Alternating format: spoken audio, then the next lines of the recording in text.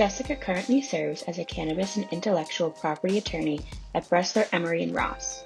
Jessica also serves as an outside general counsel for the national organization Minorities for Medical Marijuana and sits on the board of advisors for QA Canna, a cannabis quality assurance company based in New Jersey. Prior to joining Bressler, Jessica was the co-founding partner at MGA Law PC, a boutique business law firm with a special focus on cannabis. As a cannabis attorney, Jessica Gonzalez assists cannabis clients navigating the legal cannabis and hemp industry in the tri-state area.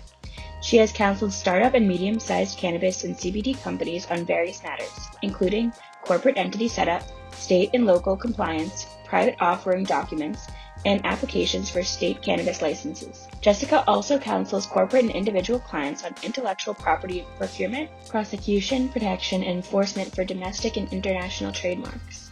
As a cannabis advocate, Jessica has presented on both the municipal and state level on topics such as social justice, social equity, IP protection, cannabis legislation, state and federal banking, and state cannabis licensing. Most recently, Jessica was selected as a 2020 fellow for the New Jersey New Leaders Council, a national organization that selects civically engaged leaders in their respective industries. So today we have Jessica Gonzalez. She is an attorney that is currently in New Jersey. Jessica and I met through LinkedIn and partly my business partner. Jessica graduated from Suffolk, correct, Jessica? Yes, correct. Yeah.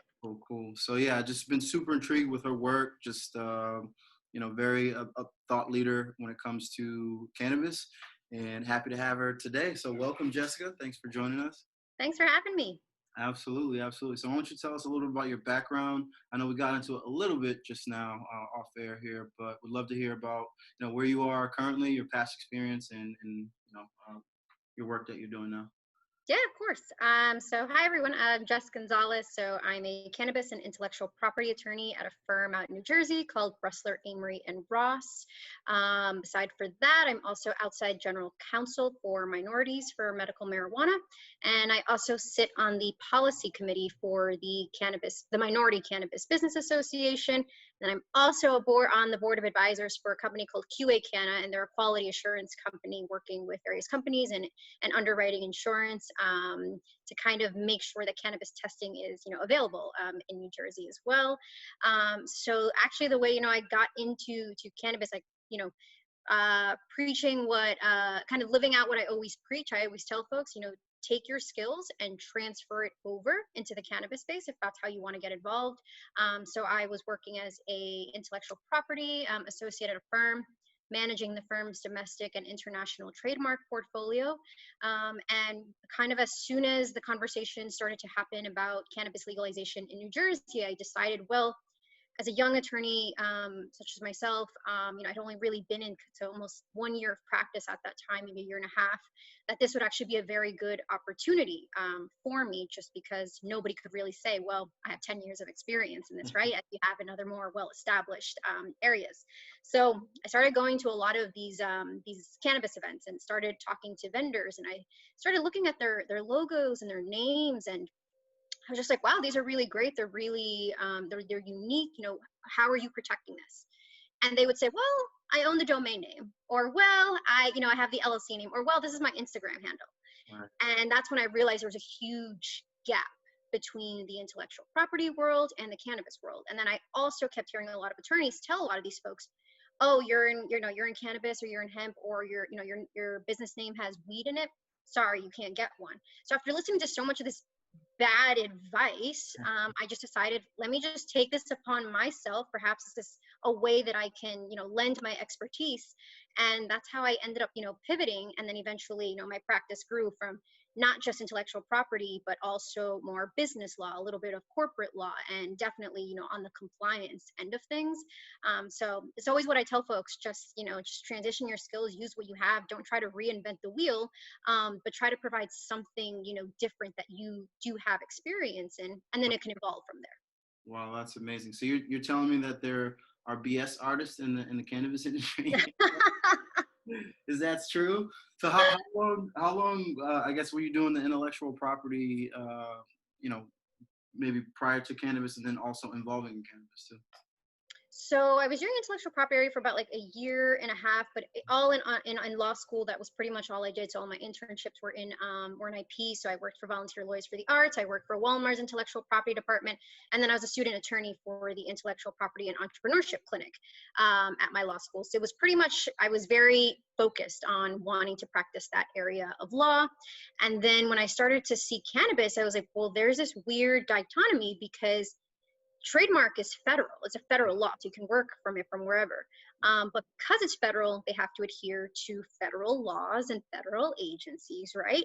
But now you have states who are legalizing, and these companies who, you know, have these brand names and these trademarks, and they can't acquire federal trademark protection for it, right? And so while your cannabis cannot transcend state lines, your intellectual property absolutely can. So how are we protecting that? And so I did a lot of self-education. I went through hundreds of applications, what was working, what wasn't, and kind of came up with a way of, okay, now I understand, you know, how we're supposed to go about protecting this. Because, you know, just with cannabis, you got to be creative. You have to find, you know, new avenues of doing work that, you know, typically in other industries you wouldn't have to. So that's how I really, you know, got involved in it. And now it's kind of crazy because now if you would have told me like, you know, two years ago that then I would be, you know, teaching on this subject and presenting on this subject, I would have been like, you know, you're crazy. But, you know, it evolved from there. But that's why the cannabis space is such a great industry, because it really does provide you with those opportunities that if you invest in yourself and you really try to create a way for yourself, then it's going to be, I think, a lot easier to become really a leader or, you know, a thought leader or somebody like that who can really help steer the conversation. Well, you're definitely there. That's why I like to call you young legend. You are definitely there. And I feel like you're in a unique space because, you know, a lot of the companies, for obvious reasons that are prevalent that you talk about with IP being able to transfer across state lines, are obviously in markets that can operate, you know, legally in adult use. So whether it's brands from Colorado or California, even here in Massachusetts with some big brands popping off. So I guess when it comes to, you know, the state that you're in right now, there is a medical market. But you know, at some point there's going to be recreational, right? So like what can people do in terms of advocates like in during that transition period? So there's a marijuana consumer in, you know, in New Jersey right now that knows there's a medical market. What can they do to help, you know, prep themselves to get ready for a rec market? Yeah, sure. So, yeah, so in New Jersey, so we do have a medical market. We've had it, it's existed since 2012, but that's when we had, you know, Republican Governor Christie. And so basically it was almost as if we didn't really have one. So it didn't start expanding until 2018. So we have 12 licensed operators right now. Only one is minority owned. So the rest of them are white owned companies, a solid amount of them Canadian owned companies. But it is going to be on the ballot. So adult use legalization is on the ballot in New Jersey come November. So because it's a presidential year, we do expect that there will be a high turnout for it. A report was done by a university, and the results were 62% of New Jersey residents are in favor of adult use legalization, right? But however, we cannot underestimate the opposition as well. And there will be, there's going to be a huge amount of opposition. And so in terms of what folks can do now, I always tell them, like, start off with your family. Because if you can convince your family to go out there and vote, you can convince a lot more people. You know, don't just try to start and go out there in your community and screaming and yelling, but make sure that you start with them. Talk to your council people, talk to your legislators, and just really, you know, getting involved with various groups.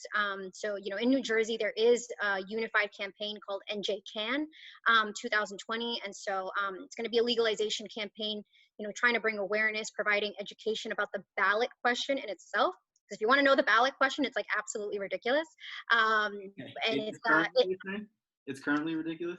It's absolutely ridiculous. The ballot question that people are going to have to vote on is, you know, do you agree to amend the state constitution to legalize a form of marijuana called cannabis, right? Like absolutely, you know, ridiculous, because even if we were going in line with the language from the Controlled Substance Act, it still doesn't make sense, right? It would have to be opposite, because truthfully just doesn't make sense. So we're trying to make sure that we do provide a lot of the education. I am part of the campaign as well. So I'll also kind of be focusing on making sure, we get the Latin population out there, making sure that the conversation is geared towards social equity as well. But the one major thing is we got to create trust in this industry. And I think that's one thing that's lacking. So for anybody who's out there in New Jersey, or folks who want to advocate, the best thing that you can really do is just keep perpetuating the conversation over and over. Keep putting that out there into the universe with positive intent. Keep talking to people, and then, just contacting your legislators. Hey, I live in your municipality. I want this to happen. What can we do? So with the ballot question being ridiculous, how does it get that far? Is the question. What's interesting is actually that when New Jersey was voting on it, it was actually the same day as day one of MJ BizCon in Vegas. And so you had all of your cannabis advocates in New Jersey in Vegas when this vote was happening. And then, that the question just kind of, it is what it is. But, when you look at it, it's years and years worth of advocacy, adult use bills that were dead on the table, all basically now synthesized into one scientifically inaccurate question. I love it.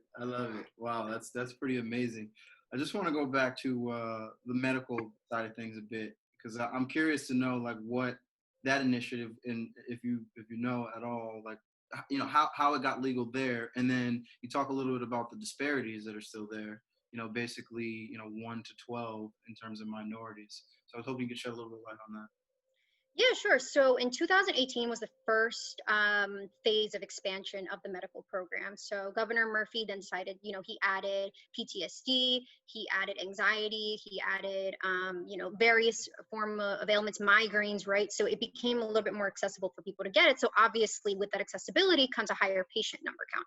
And prior to that, we only had 6 vertical operators. So 2018, there was a new round for another 6, but only vertically integrated. Right. And so the thing is just, if you were just starting in New Jersey, you were just a new company, really what shot did you have at getting a vertical license? Right.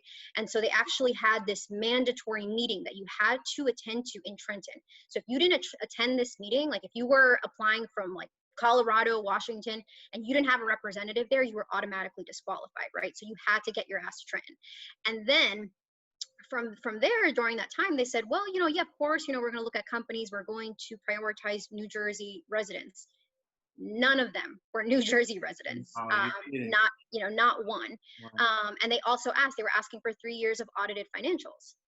Well, if you are just starting, how can you have, 3 years of audited financials? So it was very clear from the beginning that round was really catered to out-of-state, multi-state operators. In 2019, there was another round, and initially it was going to be for 108 licenses. And 2 weeks later, they said, just kidding, it's actually going to be 24.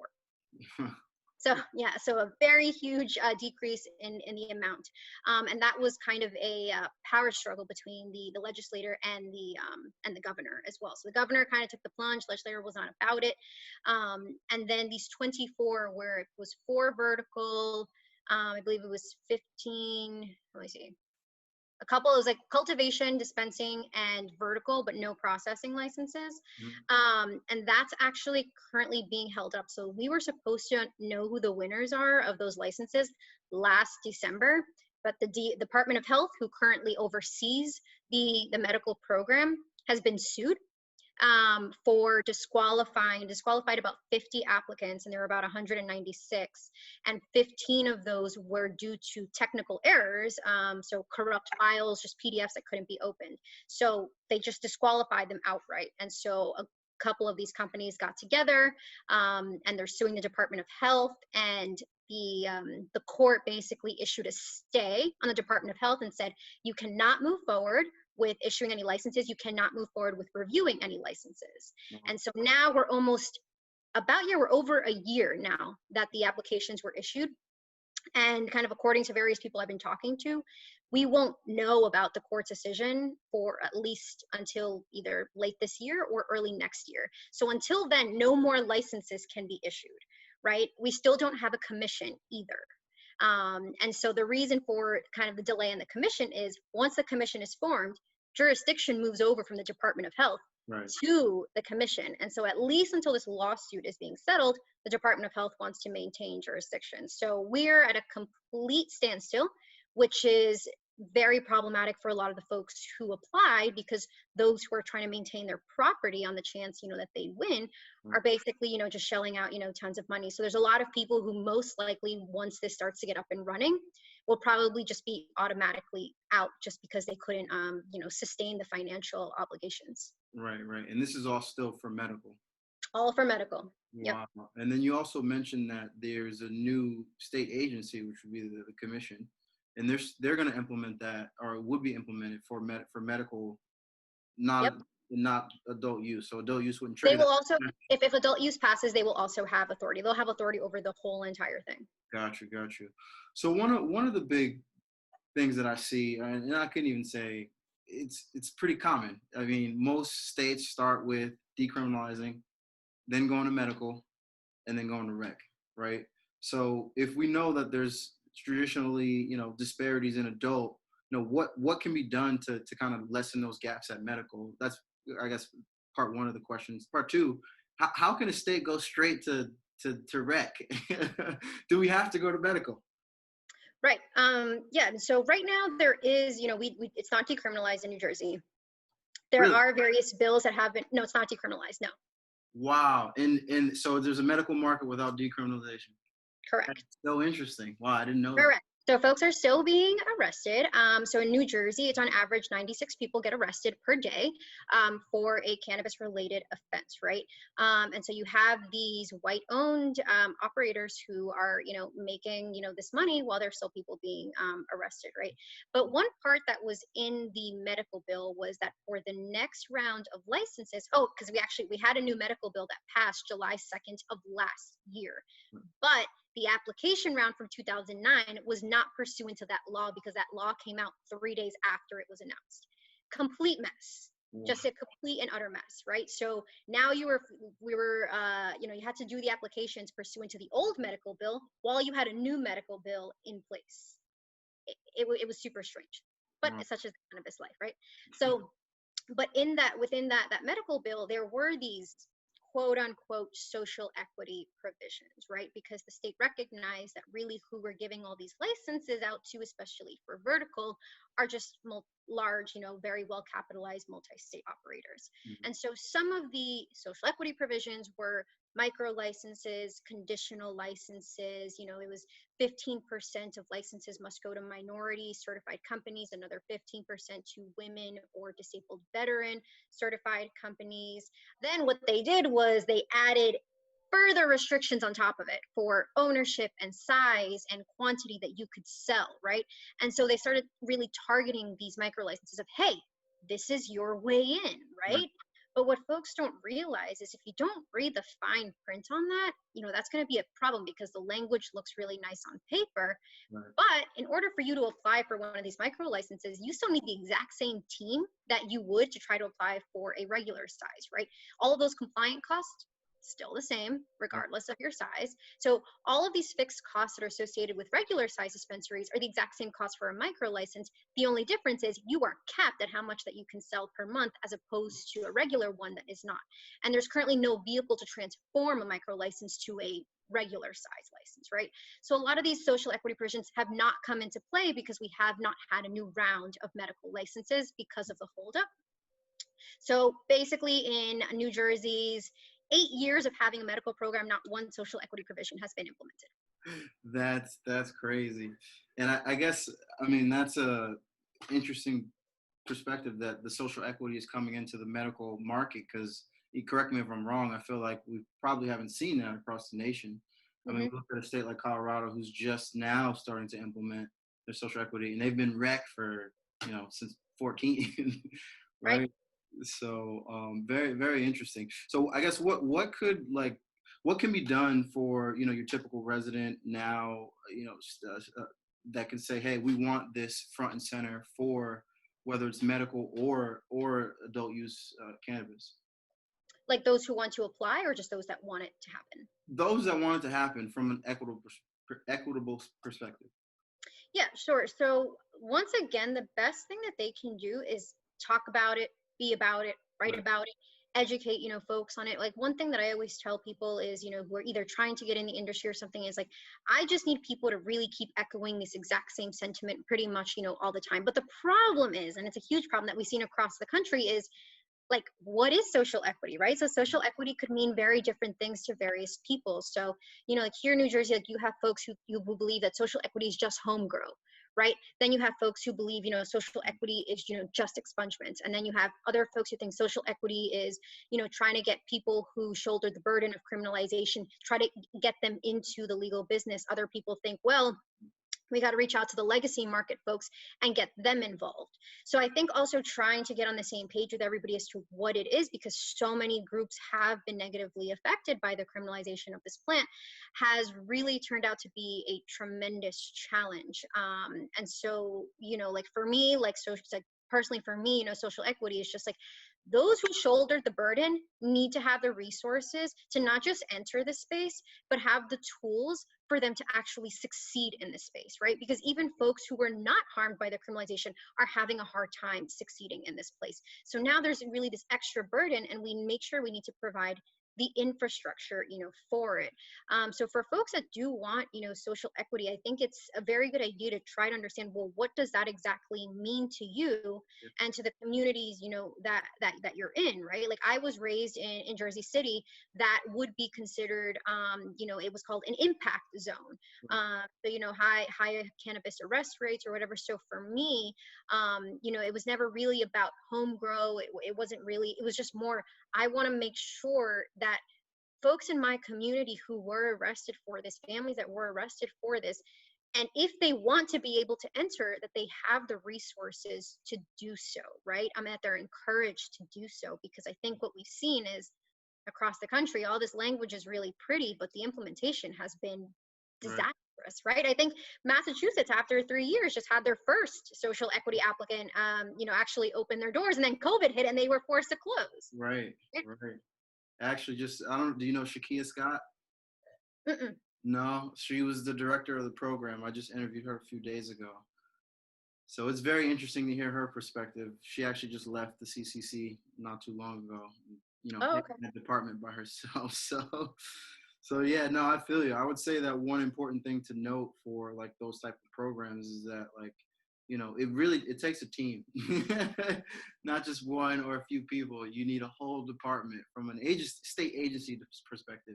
Yeah, absolutely. You need a lot of collaboration between law enforcement, between your municipalities, between the legislator, between also lawyers and health professionals. There really needs to be a very concerted effort to move a lot of this forward, Right. right? Because if you leave kind of one group out, then you're kind of you're operating at a deficit, because cannabis is so multifaceted that it really does encompass everything from law enforcement to to regulatory, to health, to community involvement, to entrepreneurship. So to have all these folks kind of come together, and so if there's anything that people ever want to do, I always say, like, if you have a unique perspective on something, then tell it to somebody. Like, use various platforms, join various groups who are doing this type of work, and say, hey, this is my take, how can I help? And I think a lot of times folks are, because I get messages all the time, you may probably get these messages all the time, Of how do course. I get involved in the cannabis space, right? You almost kind of become like an HR person. um, and what I just always tell people is just like, well, have you connected to the groups in your community? Because your network is really what's going to help push you forward and elevate you, and you'll learn a lot more rather than just being on your own. But because this is one of the industries where a mentor once told me, not in the cannabis kind of realm, but just generally, she was like, Mija, nobody's going to find you under a rock. You got to put yourself out there. And she told this to me while I was in I think my second year of law school, and I just never forgot it. So that's one thing with the cannabis space, is like, you have to be up front and center. This isn't something that you can kind of hide behind closed doors and be like, oh, hey, hi, like, I support. You need to really be out there on the front lines, and truly, like, if you're going to be about it, then be about That's amazing. That's amazing. Like, you're coachable. it. Mentors. That's great. So I think one of the things that you just mentioned was that you currently, or you grew up in an impacted area, and Yep. are you currently there now? So I actually live 10 minutes away in another city, Union City. Got you, got you. So you're close enough.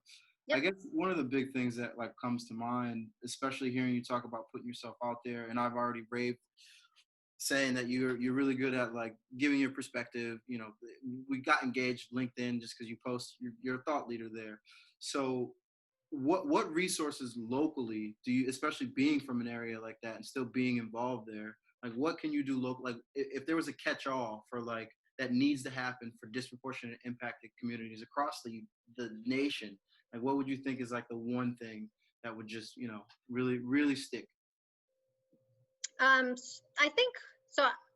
Let me think. So I think the like one big thing is the fact that we currently have this existing medical program. People are still being arrested, and there's no way to get your record expunged for it. Okay. Right. And so I think for me that's really huge, because what you're doing is you're precluding the exact same people, that were caught with it. So that's kind of one of the major things that I've always been a big proponent for, because if we're really going to try to get a lot of the legacy market involved and folks that have been, incarcerated for this, then they need to get their records expunged, or else, you're really limiting their opportunities in Right. total. And so the fact is, it's unreal to have a medical cannabis market and not have an expunge, like not even an opportunity to expunge. There's no avenues Right. of expungement. And so I think that's one thing that really needs to happen, because you just can't really have any sort of true social equity, social justice, until expungements are a very big part of the conversation. Absolutely. Now, with the medical market there, are there limitations for folks who have been criminalized by prohibition? Is that what you're saying? There's this clause in the bill that says, that they won't discriminate, but you have to show rehabilitation, Wow. right? And that it's within the discretion of the Department of Health, and if when it moves over to the commission, over to the commission, right? And those kind of discretionary like clauses, I think, are very problematic, right? But at the same token, if I were, advising a client on application, which I did in Hoboken, right? If anybody had a record, nobody wanted to take that risk. Nobody wanted that person to be able to be on the application, just because that immediately raises a red flag, because you have to, you have to hand in all of that, your personal history disclosure forms. And for a lot of folks, the mentality is, we're investing so much money, time, and resources into applying for this. We need to make sure that there are no red flags. So sorry, you have a record, even though it could potentially not be an issue. They Right. won't even take that risk. So that's also pretty unfortunate. Wow. Wow. That's amazing perspective. Um, so this is a question I got from my social. You know, I post things on social, try to get my friends who smoke weed, involved, even though this is a graduate level course. What made you want to be a lawyer? Is a pretty generic question. And then what advice do you have for other lawyers, whether they're younger or older in their career, about getting into the industry? Yeah. So what made me want to be a lawyer is I was raised very, like I moved around a lot when I was little. I was born in Ecuador, then I moved to Jersey, and then we kind of bounced around, a couple times, always within Jersey City. But I think the one thing is, I always had really this kind of very ongoing feeling of not feeling safe. Right. And so I was always the type of person, like making sure I could see where, all the exits were, what was happening, making sure I'm aware of my surroundings. And I always found that I was kind of always more on the defensive side of things. Right. Right. And so I actually kind of asked myself this question about a few months ago. I was like, let me really figure out why I, got into this place. And the answer that I got to is, well, I needed to make sure that I could defend myself. Yeah.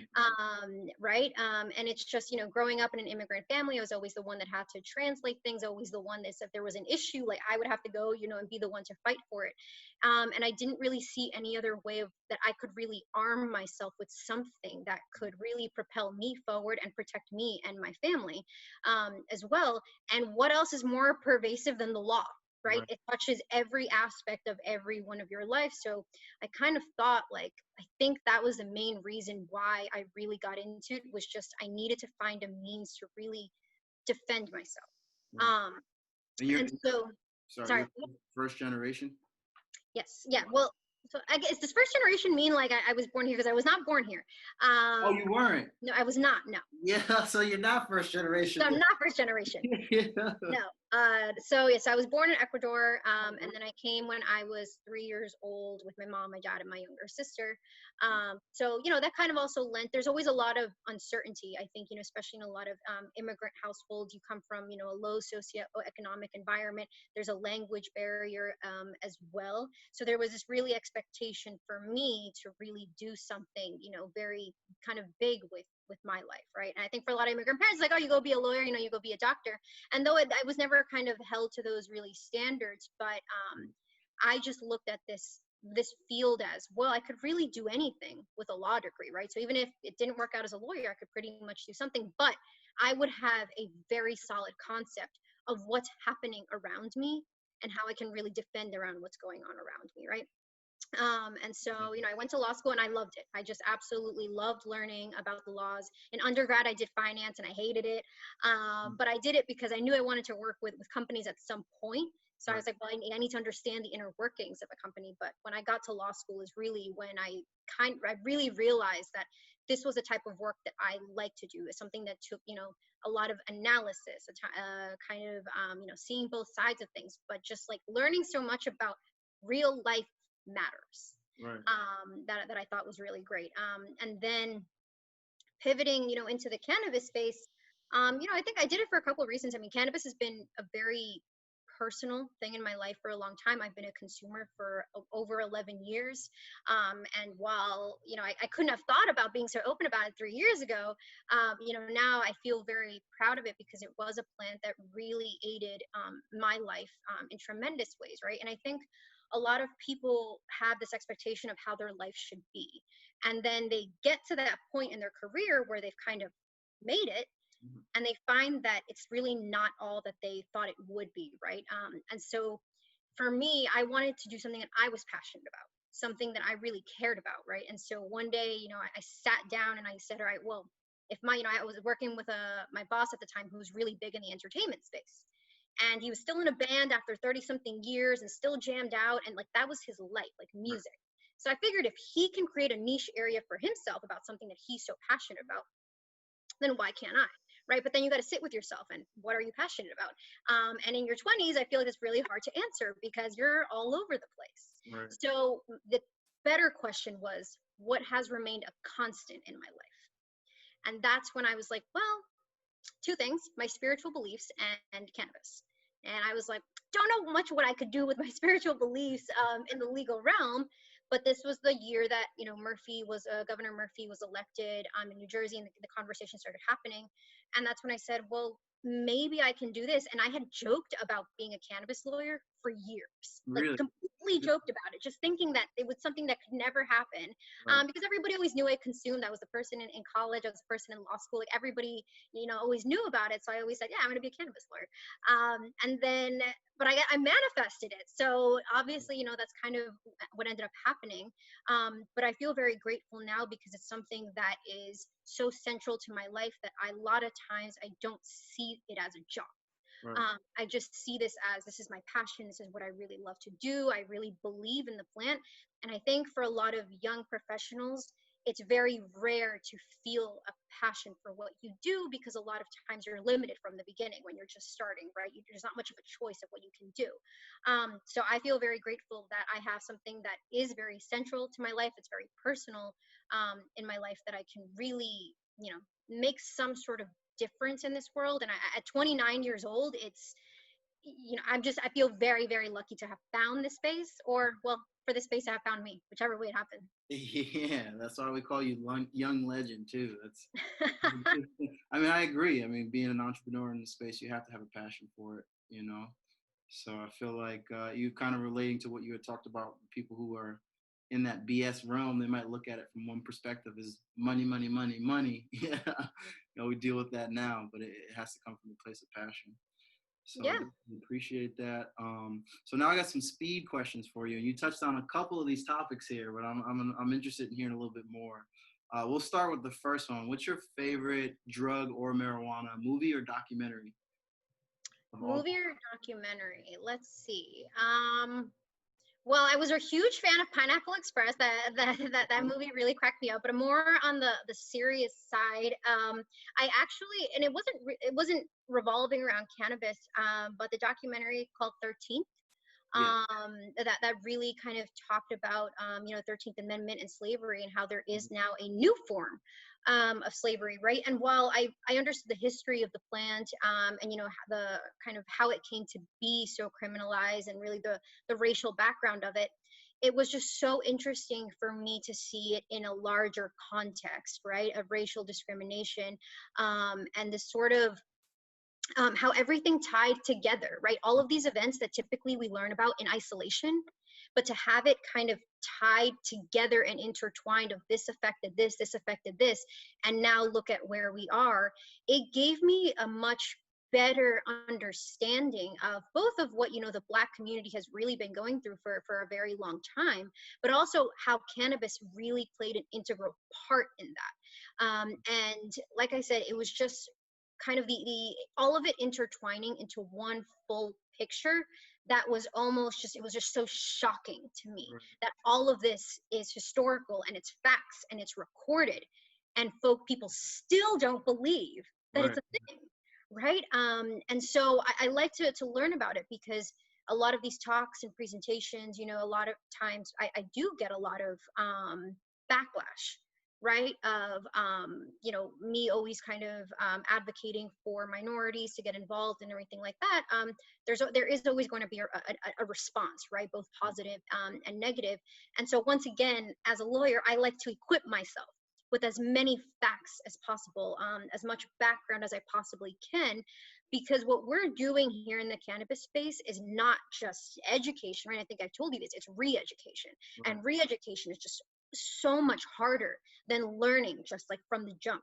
So that movie, or that documentary, was absolutely fascinating. So to anybody who has not watched it and you are in the cannabis space, like, absolutely please do, because it really does show you a very larger picture and what the play was at hand, and how that play has been perpetuating to this day. All right. Appreciate you bringing that documentary up, because there was actually a question in relation to police reform and how it connects with the cannabis industry. So there's a lot of conversations about defunding the police now, a lot about basically shutting the police down. So how would you relate it to the cannabis space, and like what actions could be taken to kind of couple those together and take the right change, make the right change, I should say. Yeah, I think all of it has, it's all intertwined, right? Everything with, any sort of drug like cannabis, like policy, has a racial discriminatory root, Right. every single one of them, Right. right? And so it's not, it's very hard to kind of see those two things as different. It's one plays, into the other, right? We saw with Breonna Taylor, they walked in, they came in, they thought there was drugs, they found no drugs, right? But they saw, a Black woman and a Black man, and automatically assumed that they were guilty, despite the fact that they were sleeping, right? And what does that all stem from? It all stems from this kind of, propaganda that it's like my communities of color that are criminals and are using, all this drugs and stuff. So it is together. And so now that the conversation has been really reignited, right, on Right. such a tremendous scale, to show kind of, like, I don't know if anybody knew what the police budgets were before all of this, these protests happened, right? And so now when you look at these numbers, and you don't look at them in a vacuum of, okay, the police gets this, but okay, fine, the police gets this, but how much do schools get? Right. And how much do all these kind of like substance abuse prevention centers get, and how much do this get, and libraries and everything? And then you kind of start to see this kind of inequality, right? And I grew up in the inner city, where I went to high school, and my bags were searched. I went through a metal detector, one of those things that they Yeah. for metals, and I thought that was normal, Right. until I got to college, and I used to tell people, I'm like, yeah, I went through a metal detector every day. We had 5 police cars, outside. And then I really started to think about it. I'm like, did we actually have people like social workers? Like, did we actually have people who could talk to us about this? It just became so normalized for me to really be in constant contact with the police and be policed in high Mm. school, right? That you do tend to think how normal it is.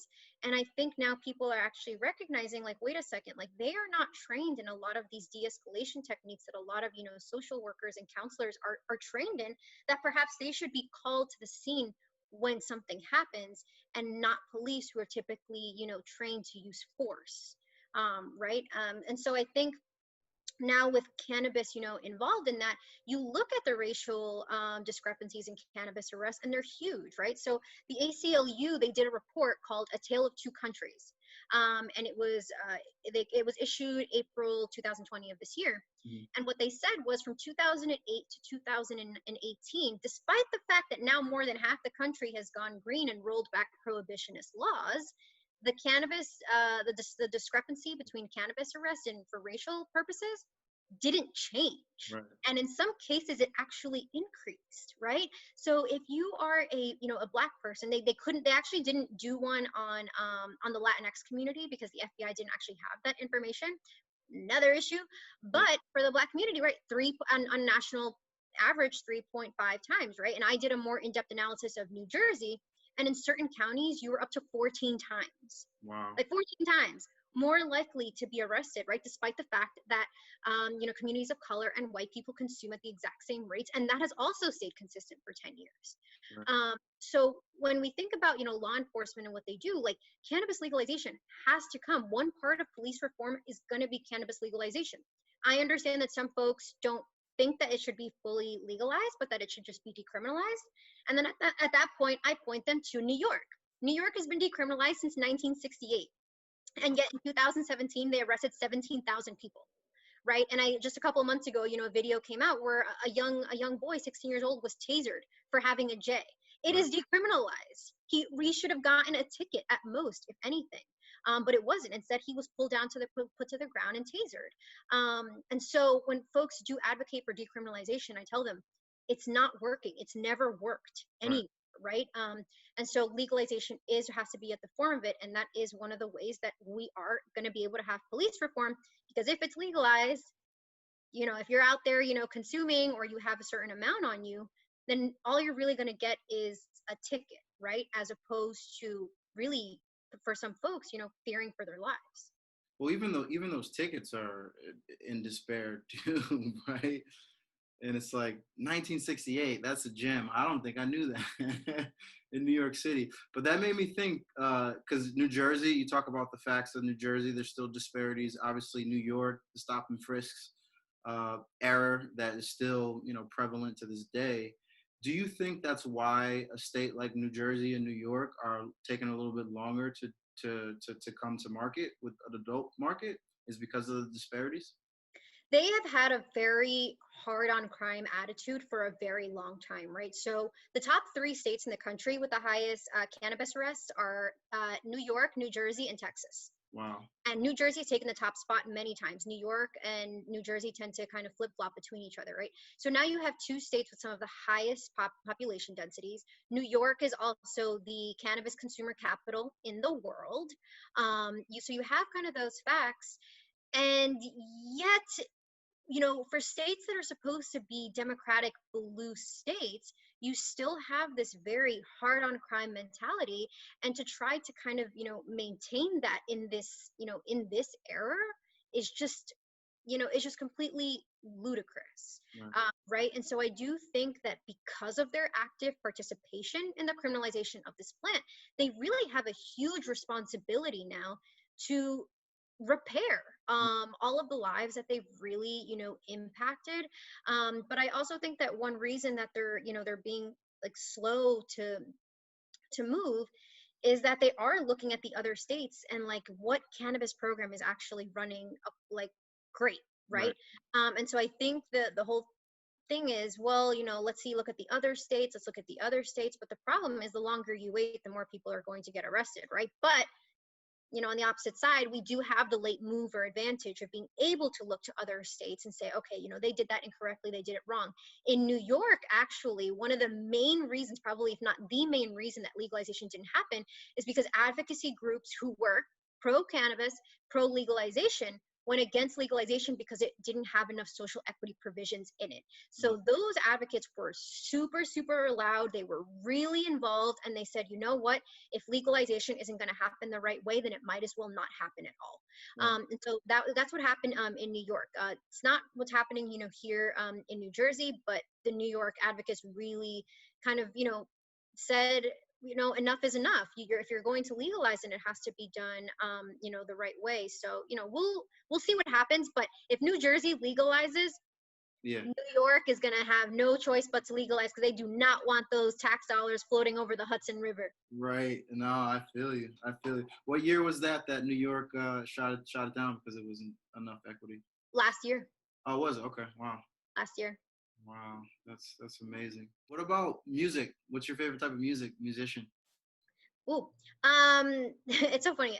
So in this question, I feel like how Spotify, they categorize Right. your type of music after. Apparently, I'm very into synthwave.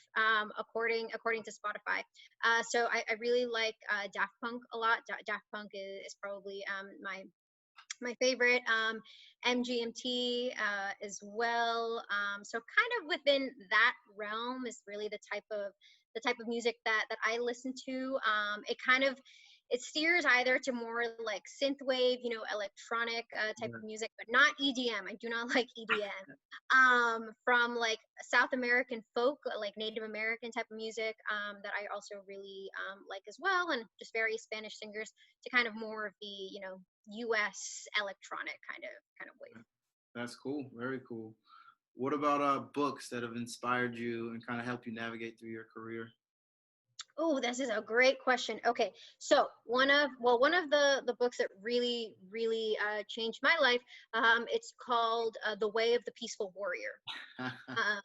And it's absolutely phenomenal. And I actually, in Massachusetts, I went to a retreat at the Krupalo Center to meet the author, and I had a 3-day retreat just learning how to be a peaceful warrior. That was really one of the books that really impacted me as well. The Game of Life and How to Play It was also, these were the types of books that my mom was making me read when I was in, grammar school. The Secret was probably the first book that I ever read that, talked about the law of attraction. And so I've been reading these books for a long time, but most recently, a book that has really just absolutely phenomenal. And for anybody it's just so great. It's called Never Split the Difference. Okay. And it's by, he was a lead FBI negotiator. And it's about the art of negotiating in pretty much everyday life. Because he says, no matter what, he's like, you're almost always in a negotiation. Right. And so it just kind of talks about these various techniques to be able to talk to people, to be able to relate to people, to be able to get somewhere. Basically, he said, disagree without being disagreeable. Right. And so it's kind of the art of language and how to, use it to kind of your advantage. And so that's a book that I absolutely love, just because as an attorney, my whole entire career is all about how well I can put something together in writing and how I can package it. So that book actually really helped a lot tremendously as well. But anything kind of from Alan Watts to Eckhart Tolle, those are great. Becoming by Michelle Obama, phenomenal book. Okay, I haven't gotten to that one yet. Oh, you should. It's so good. I know I should, because I usually read a lot of books that are like, I can't even come up with, like, so they're real, you know what I mean? They're not fictional, I guess, fictional, fiction, whatever one they are. But I did read Way of a Peaceful Warrior because Lori recommended it to me, and she told me that you recommended it to her. So I was like, you know what? Let me read it before I talk with Jessica. I thought it was pretty amazing. Just like, I guess the gymnast that was a Yep. Really... And then there's the second one that actually I think is even better, and it's called The Sacred Journey of the Peaceful Warrior. And it actually takes place within the first book, but there is a block of time that he doesn't talk about. So the second book is about that block of time, and I think it's actually much better. So yeah, so you're early reader, young reader. When did you start smoking weed, and where? So Yeah, so the first time was with a group of my girlfriends in high school. I was very curious. I was like, let me just, it was my last year of high school. I was like, let me, just try this Right. in some sketchy street in Jersey City, sweating bullets, making sure, no police comes around. Tried it out, and I realized like this is the big deal. This is what our DARE class has been teaching us about for years. But I didn't really become an avid, more intentional consumer until I was about 19 years old. Right. And the reason for that is I was working two jobs at the time while 18 credits in college, just trying to make it. And I didn't really see other avenues, and I was very stressed, very anxious. And so I started to self-medicate by myself, and really start to have a more intentional relationship with the plant. And that's really where my appreciation for it grew, because my anxiety lessened. I came back from college after my second year, and my entire family were like, whoa, like Right. complete 180 with you. And I told them, I never really told them why, but not now I do. But I really credit a lot of really my sanity, and how I was able to really stay motivated in college to working and studying and stuff like that. I really credit it to cannabis, that really gave me the space to relax, and see things from a different perspective that I feel that you don't really get with any sort of other substances, as well. And in college, right, it's all about partying, it's all about drinking, but that just makes you feel like shit. So cannabis, without those side effects, it just really helped me. And that's why from then on out, I was just like, this is it. I'm an advocate. This is plant medicine. This is something that is natural and that has been used for centuries. And the more I looked into it, the more I was just like, why is this criminalized? I don't understand. What I know you said you studied finance. Where'd you go to undergraduate school? Boston University. Oh, so you've been out in Mass for a minute. For 7 years.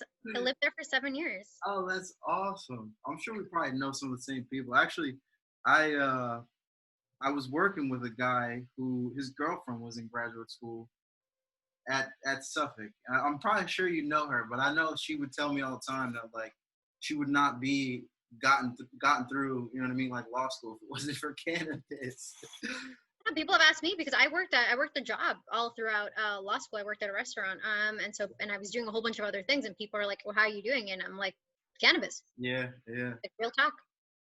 So if you were a strain, or what's your favorite strain? Like what's your Oh go-to? my god, people always ask me this, and then I always end up getting, I was like, oh my god, I lose all of them. So I really liked limoncello. Huge fan of that. So anything that really has a high limonene terpene profile is one that I really particularly gravitate to. But I do like mimosa a lot.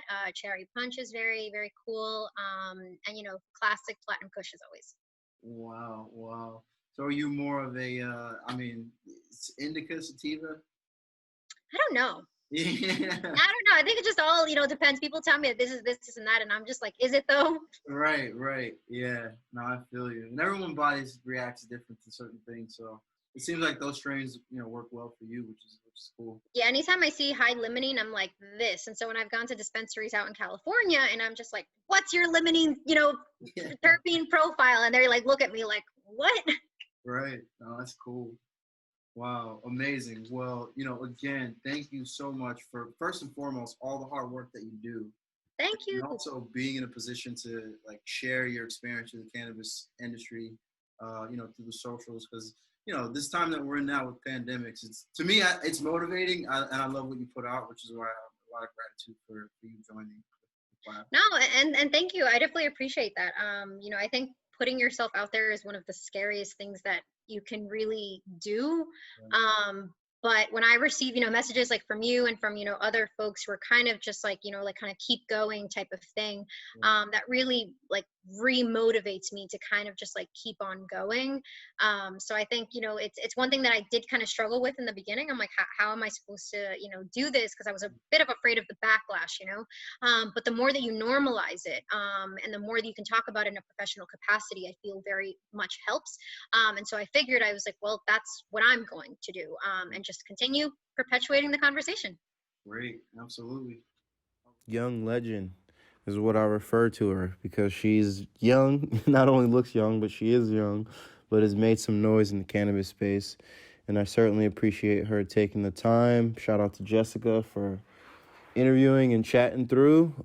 I think, one of the key things, she grew up in a disproportionately impacted community in Jersey, and they are sort of kind of going through some changes with their social equity in cannabis, specifically for their medical side of things. And then we also know that at some point, they're going to progress to an adult market. And, Jessica, as an advocate, has a chance to really make some noise and make some changes and infuse her thought leadership there.